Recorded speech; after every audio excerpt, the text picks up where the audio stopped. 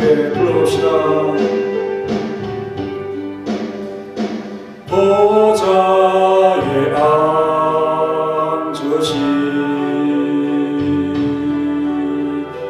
어린 양 예수, 영광 존귀 찬양 높임을 받으소서.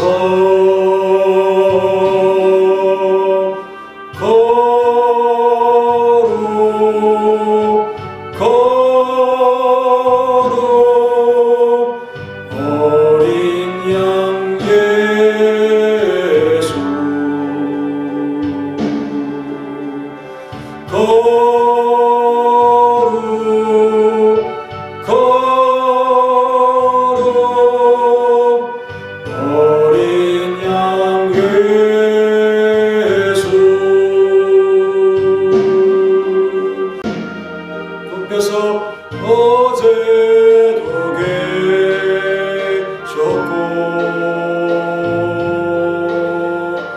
오늘도 계시며 이제 곧 오실 어린 양 예수. 아멘 아멘. 주 예수여 어서 오소서. 아멘 아멘. 주 예수여 어서 오소서.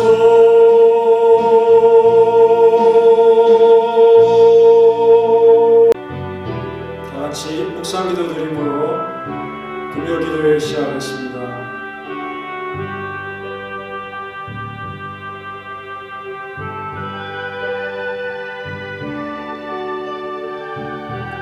하나님 감사합니다. 오늘도 영광의 주를 배웁니다.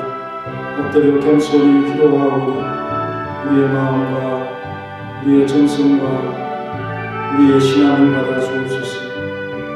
믿음의 힘으로써 모든 일들이 되어지게 하시고 큰 믿음으로 하나님께 기쁨이 되는 성도가 되게 하시고 주를 만난 성도로서 참 회개와 참 믿음으로 주님을 영화롭게 하는 귀한 삶이 될 수 있도록 도와주시고 아직도 우리는 성장하여야 하고 주님께 더욱 나아가야 합니다. 믿음을 주옵소서. 기도하는 성도들에게 은혜를 베푸시고 오늘도 내일도 함께 주옵소서. 예수님의 이름으로 기도하옵나이다. 아멘. 찬송가 502장 하겠습니다. 502. 사자들이여 서가서 어둠을 헤치고 죄질 모르는 백성에게 복음의 빛 비춰라. 빛의 사자들이여 복음의 빛 비춰라. 새로운 밤 밝게 비춰라.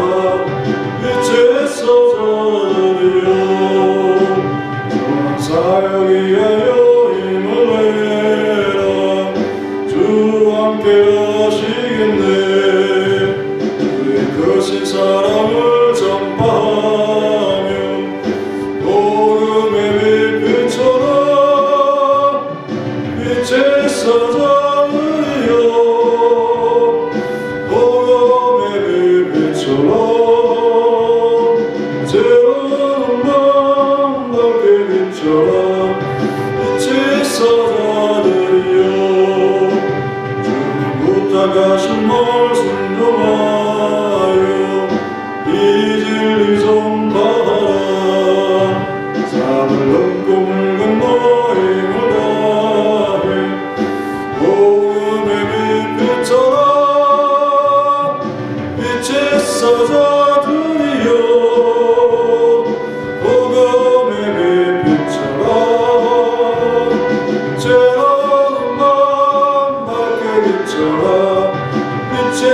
사자들이여 풍성한 무거운 땅 끝까지 주님만 의지하고 누구도 못 보는 백성에게 복음의 빛처럼 빛의 사자들이여 복음의 빛처럼 정말 밝게 빛처럼 빛의 사자들이여. 요한복음 16장 30절, 요한복음 16장 30절. 우리가 지금에야 주께서 모든 것을 아시고 또 사람의 무릎을 기다리시지 않는 줄 아나이다. 이로써 하나님께로부터 나오심을 우리가 믿사옵나이다. 한번 더 읽겠습니다. 요한복음 16장 30절. 우리가 지금에야 주께서 모든 것을 아시고 또 사람의 무릎을 기다리시지 않는 줄 아나이다.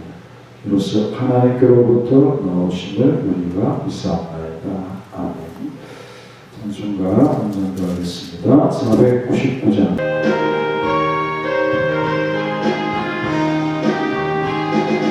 흑암에서 백성들 보라 수많은 심령 멸망하겠네.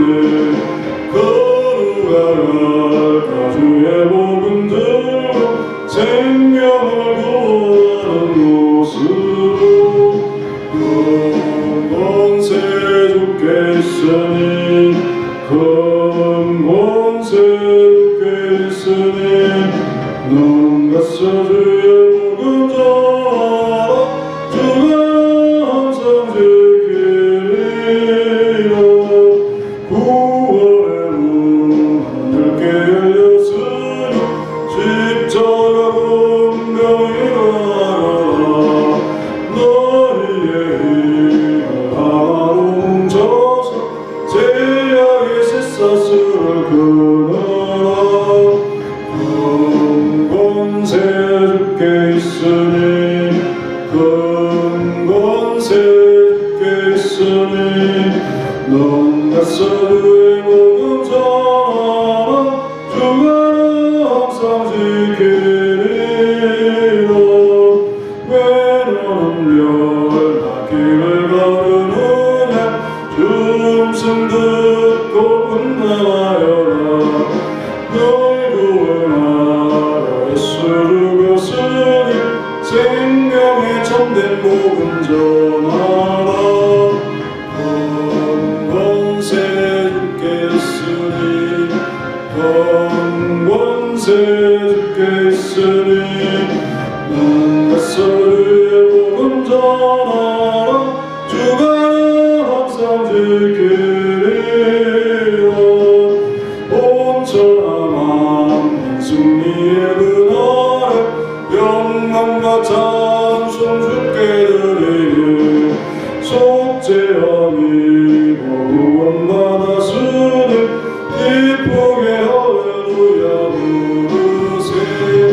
큰 권세 주께 있으니 큰 권세 주께 있으니 넌 가서 주의 복음 전하라. 주가 항상 지키리라. 하나님께로부터 나오신 주님이라는 제목으로 30절 말씀을 잠시 상고한 후에 우리 함께 기도하도록 하겠습니다. 우리가 지금에야라는 표현이 제일 먼저 나오는데요. 린 오이다민이라는 이 표현 속에 그 린이라고 하는 시점대에 관한 표현인데 여기에 감정을 담을 수 있잖아요. 그래서 우리가 뒤늦게 혹은 우리가 이제 확실히 두 가지 의미가 이 표현 속에는 담겨있다라고 말할 수 있습니다. 그 두 의미 다 우리가 좀 더 주님의 말씀을 일찍 이해했다면 자기들 안에서 스스로 그 말씀이 어떤 의미인지를 묻는 어떤 혼란도 없을 것이다. 혹은 더 적극적으로 이해하고 받아들이고 실행했을 수도 있다 라는 이 후회와 반성이 담겨있는 말씀입니다. 그리고 지금 이 시점에 주님은 친절히 자신의 행보를 자세히 말씀을 하시고요. 말씀 가운데 거의 비유나 비사 같은 것을 포함시키지 않고 있기 때문에 그들이 무슨 말씀인가 하고 한번 생각해보는 이런 일들이 현저히 줄어들었다. 그래서 마음의 어떤 이 반가움을 표출하는 그런 의미로, 그런 느낌으로 들리고 있습니다. 그러나 실상 아직도 알지 못하고 많은 것을 받아들이지 못한 상태죠. 우리가 다 알고 알아듣는다고 하지만 주님의 편에서 보면 여전히 미숙하고 알아듣지 못하며 믿음도 연약한 상태다. 주님께서 아이 같은 우리를 보는 마음입니다. 그렇다고 주님께서 이 제자들의 무리를 늘 항상 그럴 것이다, 비관적으로 보느냐? 그렇지는 않죠.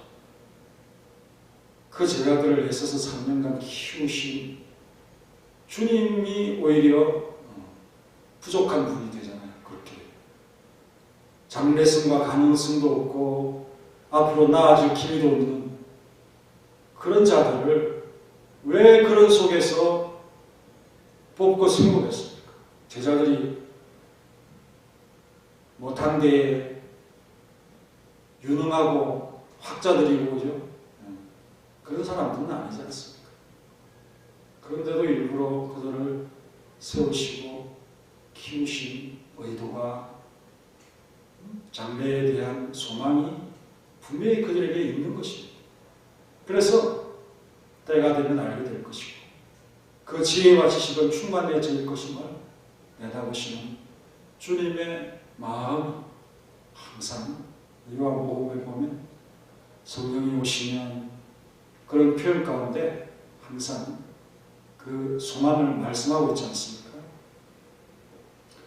다만 다 알지도 다 믿지도 못하면서 다 알아들은 척하는 것에 대해서는 지적하고 싶었을 것이고, 앞으로 이 성급함과 미숙함, 그들이 예수님 떠난 후에 혼자 되었을 때 더욱 신중하게 잘할 수 있도록 하고자 하면 큰 지적인 것입니다. 지금에야 많은 것이 이해되고 많은 궁금한 점들이 해소되었으며 주님께서 평소에 믿지 못하느냐 믿지 못하느냐 하셨던 부분들이 이제 와서 본인 자신들이 많이 어리석고 뒤늦게 깨닫게 된 느낌을 지금 말하고는 있습니다. 그러나 느낌일 뿐 실상은 아직도 여전히 그들은 알지 못하고 있고요. 믿음이 없고 연단을 견디지 못할 그런 연약한 믿음일 뿐이고, 또 많은 것에 두려움에 사로잡혀 있는 수준. 건세도 두렵고요. 영적인 어둠도 두렵고 사람도 두렵고 말씀을 잘 알지 못하는 것도 두렵고 예수님이 그들과 함께 계시지 않은 그것 자체도 두렵고 그런 수준 아니겠습니까? 제자들은 예수님께서 하나님께로부터 오신 분이심을 믿게 된 이유는 그의 신비한 능력 때문이었다라고 지금 이어서 말씀을 하고 있는데요. 이에 대해 예수께서 사람들이 말을 듣지 아니하고 마치 말을 다 들은 것처럼 그 마음의 생각까지도 아시고는 대응하시는 것을 자주 목도했던 것을 근거로 자신들이 믿게 되었다라고 말씀을 하고 있습니다. 주께서 모든 것을 아시고 또 사람의 물음을 기다리시지 않은 줄 아나이다. 그런 표현이 이어서 나타나고 있습니다. 이런 예들을 복음서에서 많이 찾을 수 있었는데요. 어느 한날 예수님께서 중풍병자의 죄를 산다는 말을 그들이 듣게 됩니다. 그래서 마태복음 9장 3절에 보면 서기관들이 나오는데요. 속으로 그 말을 아주 불쾌하게 했습니다. 왜? 이 사람이 하나님의 참 그 권위와 건세를 모독하는 말을 한다. 어떻게 자기가 하나님도 아닌데 신도 아닌데 그렇게 죄를 사할 수 있다라고 그렇게 말하는가? 그런 생각이죠. 그래서 신성모독인 거죠. 예수님께서는 그들의 말을 듣지 못하고 속으로 생각하는 그것을 지금 아셨다라고 말씀합니다. 가라사대 너희가 어찌하여 마음에 악한 생각을 하느냐? 내 제사함을 받았다 하는 말과 일어나 걸어가라 하는 말 중 어느 것이 쉽겠느냐? 어느 것이 쉽겠습니까? 일어나 걸어가라 하는 말이 쉽겠죠. 근데 일부러 내 제사함을 받았느니라 하는 말씀을 하시는 그것은, 그러나 인자가 세상에서 죄를 사하는 권능이 있는 줄을 너희로 알게 하려 하노라 하시고 중풍병자에게 명령합니다. 일어나 내 침상을 가지고 집으로 가라. 그가 일어나 집으로 돌아가거늘.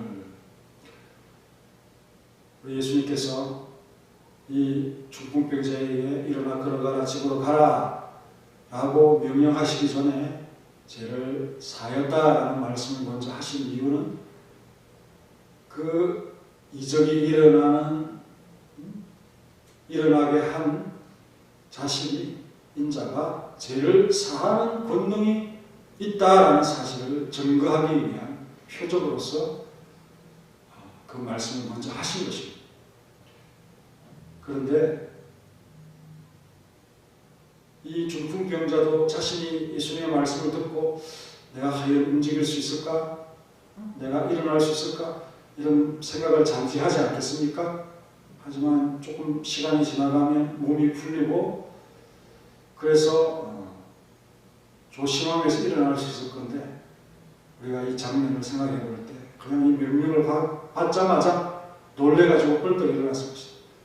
어떤 이 생각, 의심, 자기 몸을 참 살펴보는 그런 어떤 이 반응적인 그런 틈이 있기 전에 그냥 명령 앞에서 놀래가지고 벌떡 일어나서 바로 침상을 가지고 뭐 인사를 했는지 어쨌는지는 우리가 상상에 맡기겠지만 벌떡 일어났다.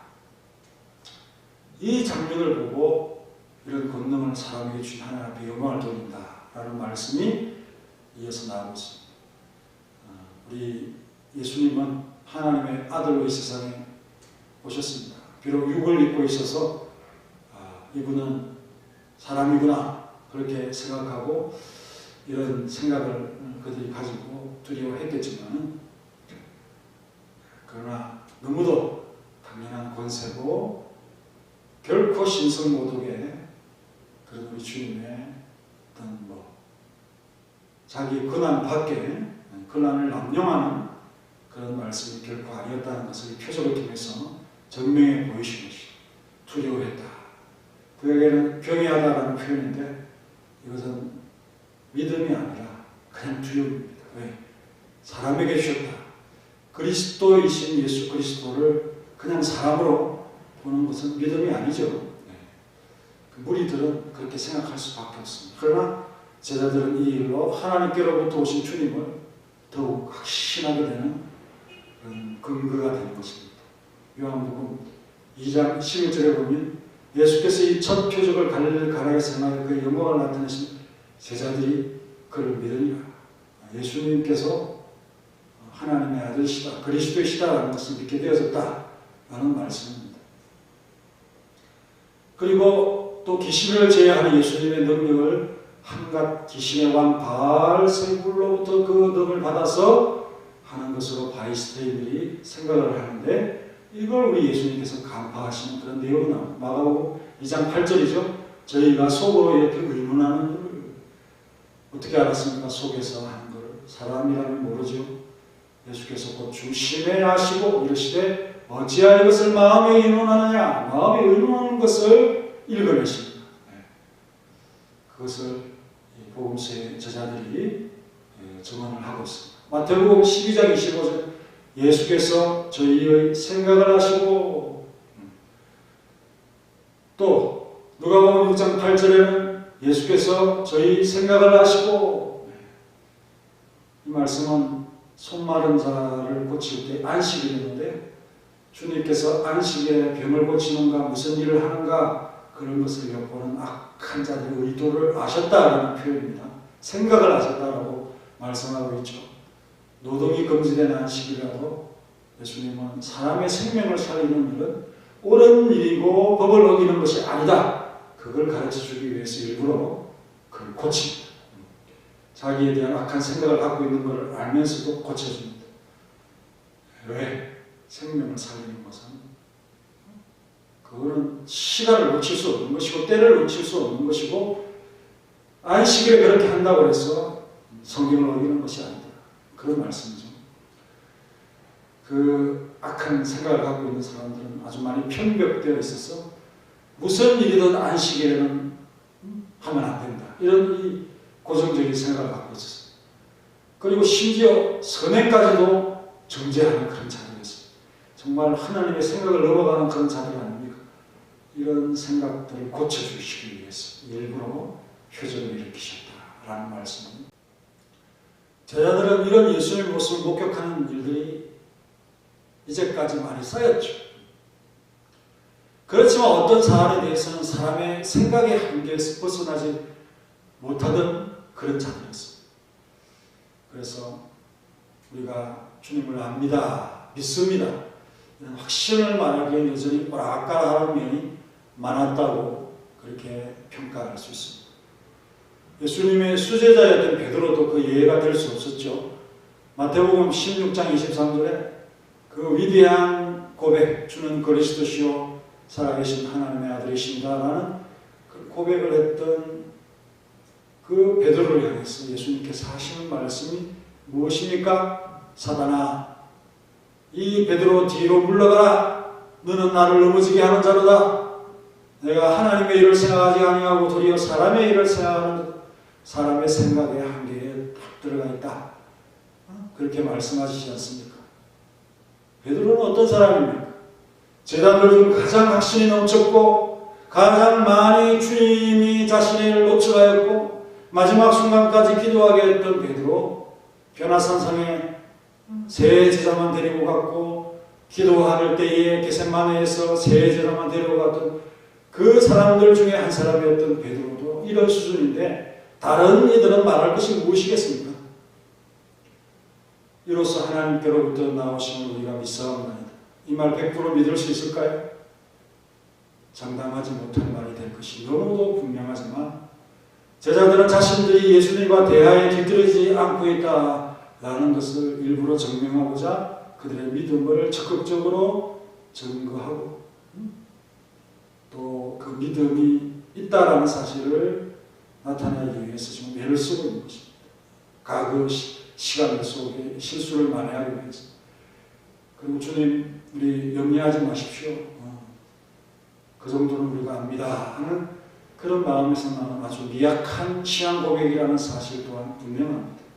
어쨌든 어떤 의도이든 우리가 기쁨을 가질 수 있는 것은 그들이 예수님의 전지함을 인정하고 있고 전지하신 예수님을 그들이 믿는다라고 고백한 바로 그것이죠.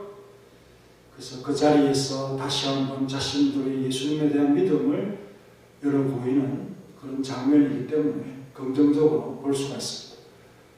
우리가 부족한 것 사실이지만 주님에 대한 우리의 믿음만은 의심치 말아주십시오라는 나름의 탄원인 것입니다. 우리 영적인 일들의 그 허물들은 대부분 믿음의 부재와 관련되어서 나타나는 그런 일로서 그들이 느껴왔기 때문에 우리 믿음이 있습니다. 그렇게 말하는 셈입니다. 그들은 시간과 기회가 있을 때마다 마치 자신들이 억울한 책망을 받고 있다고 생각하면서 이 믿음 고백하기를 반복하게 되었던 거죠. 그러나 이런 그들의 믿음의 고백 이후에도 제자들의 연약한 믿음과 오락가락하는 것은 반복되었다. 예수님의 사후에 베드로마저 난 고기 잡으러 가겠다. 이것 잘 생각해보면 예수님의 부재의 상황 속에서 도피하거나 회피하는 그런 표현으로서 이렇게 그들의 연약함이 엿보이는 그런 느낌을 부정할 수가 없습니다. 요한복음 21장 1절에서 3절을 보면 그런 느낌이 나옵니다. 그들이 갈릴리 오기 전에 예수님을 만났던 분명한 기억도 있지만 그러나 고기를 잡으러 가겠다. 예전으로 돌아가겠다. 이런 느낌의 표현이기 때문이죠. 성령을 받기 이전에 이러한 깨달음과 확신은 불완전하고 미숙하다는 것을 알 수가 있습니다. 따라서 아직까지는 그것을 믿음이라고 정의하기에는 부족하다는 것이죠. 나중에 후에 성령의 임하심과 함께 그 믿음은 매우 확고해졌고요. 그 지혜와 지식은 풍족해졌습니다. 예수님에 관한 지혜와 지식이죠. 그 지혜와 지식의 보고의식 주님을 깨달아지면서 얼마나 그들의 복음이 풍성해집니까? 이에 따른 성령의 능력이 그들에게 나타나기 시작했던 것이죠. 그 모든 것은 우리가 믿음에 들어가는 진입의 과정과 같은 그런 것이죠. 제자들은 지금 예수님의 말씀을 많이 알아듣게 되었다고 그렇게 여기고 있습니다. 예수님이 하나님의 아들이신 것을 분명히 확신하고 있습니다. 이것이 믿음의 근본이죠. 그 믿음이 사람에게서 능력으로 나타나는 것은 차차 시간이 걸리겠지만 믿음의 기초가 쌓여가고 있으면 긍정적인 신호가 되겠습니다. 주님은 그 제자들의 고백을 연결고리로 해서 앞으로의 일들을 그들에게 제시하고자 합니다. 약한 믿음이고 다 알지 못하는 그런 상태지만 아직도 많은 체험을 통해서 그들이 가져야 될 것이 아직도 여전히 숙제가 남아 있습니다만 그러나 그것을 연결고리로 해서 다음 단계를 말씀을 하신 것입니다. 요한 복음 16장 31절에 예수께서 대답하시되 이제는 너희가 믿느냐? 예수께서는 제자들의 주님께서 그리스도 되심과 하나님의 아들 되심을 믿는다라는 그 고백을 수용하면서 그것을 연결고리로 앞으로 있을 환난에 대해서 하지만 세상을 이기는 승리를 쫓아서 이기게 될 것이다 라는 말씀으로 위로하시면서 16장을 마치지 않습니까? 우리 주님은 우리의 참 보다 나은 미래와 또 성장과 소망을 기대하면서 우리의 참 믿음 생활을 교회 속에서 하도록 하고 있습니다. 그런데 잘 자라지 않죠. 오히려 믿음이 20년, 30년 전보다 내가 왜 더 못해졌지? 그 누구 잘못입니까? 다른 사람이 여러분들 믿음 갖지 못하도록 그렇게 압박하고 박해하고 핍박했습니까? 그런 거 없지요. 스스로 세월에 지치고 또 우리 주님의 말씀에 대한 그 확과 그 병자가 주님의 말씀에 적극적으로 반응하는 그 어떤 이 흉만의 어떤 느낌 가운데서 멀어져 있기 때문에 우리에게 영적인 게으름이 생기지 않았나 이렇게 생각해 보면서 오늘 이 말씀 내가 안다고 하지만 다 알지 못하고 내가 믿는다고 하지만 확신에 가하지 못하는 이런 모습으로는 결코 우리 주님의 뜻을 쫓아갈 수 없는 연약함이다. 하지만 주님은 우리를 긍정적으로 바라보신다는 위로의 말씀을 가지고 함께 기도하도록 하겠습니다. 다 같이. 제자들의 말 속에는 후회와 반성이 담겨져 있지만 우리 주님이 보시기에는 여전히 그들이 때가 되지 않았기에 미숙하고 잘 알아듣지 못하며 믿음도 연약한 상태에서 우리의 믿음의 연약함과 미숙함과 부족함을 연상할 수 있는 그런 제자들의 모습, 그들 나름 이렇게 참 상세히 말하는 주님을 만나게 되어서 마음에 기쁨이 있겠지만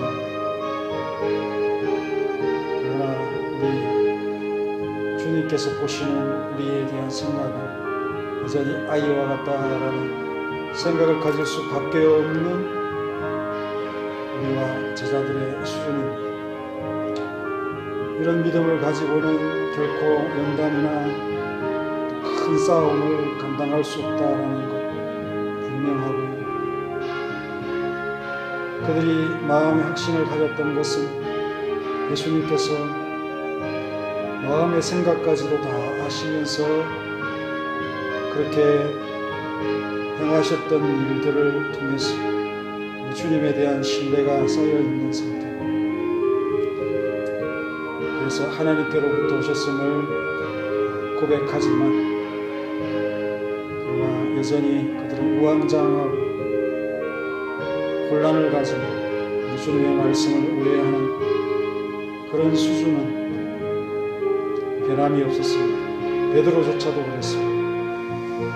자신들의 참 모습이 우리 주님의 대화를 잘 따라가고 있고 또 어떤 영적인 일들에 자신들의 믿음이 없어서 염려하시는 그런 부분들에 대해서 그렇지 않다라고 안심시켜 주려고 하는 그들의 의도가 있었지만